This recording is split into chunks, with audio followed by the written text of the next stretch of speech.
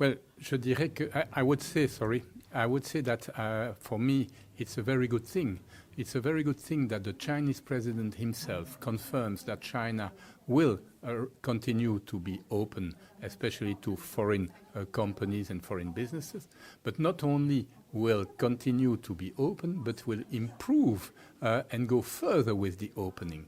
That is something very important at a moment when some other countries, especially the US, are discussing to close the borders. So when the Chinese president is saying we want a China more open, we want a China welcoming foreign enterprises, we have a China with a new enterprise law, foreign enterprise law, which is also something very important because it will allow, facilitate the establishment of foreign companies in China.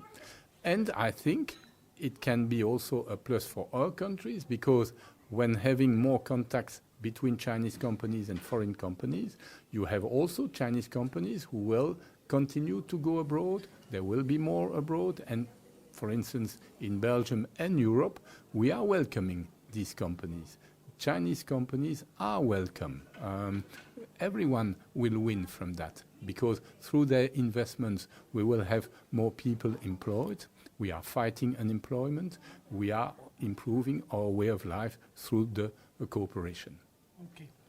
I think first that China knows well what protectionism is. Why? Because China made the decision at the beginning of 2001, to join WTO. So China knows what it means to make efforts to join a multilateral organization like WTO. And China made a lot of efforts. They suppressed a lot of barriers to join WTO. And so I can understand that for China it is important to keep an organization like WTO. China made all these efforts.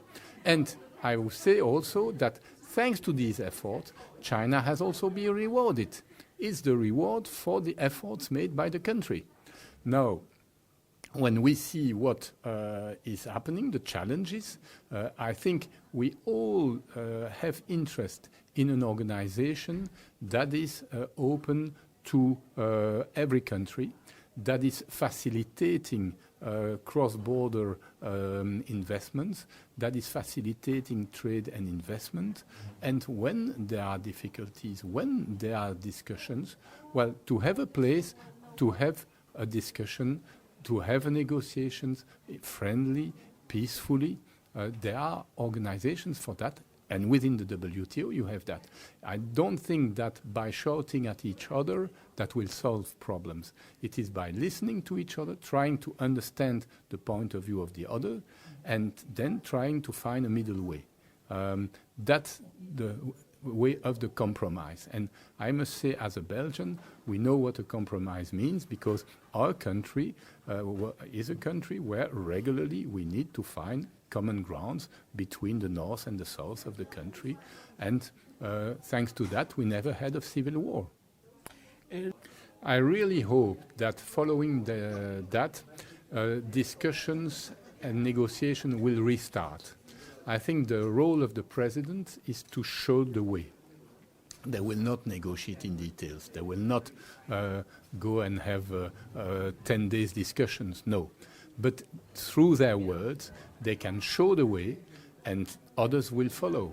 And I think that it has an impact also for other countries, not only for China and the US, because tensions between China and US are felt in other countries, in other continents in the world. It has an impact on China-European relations, China-Latin America, you see.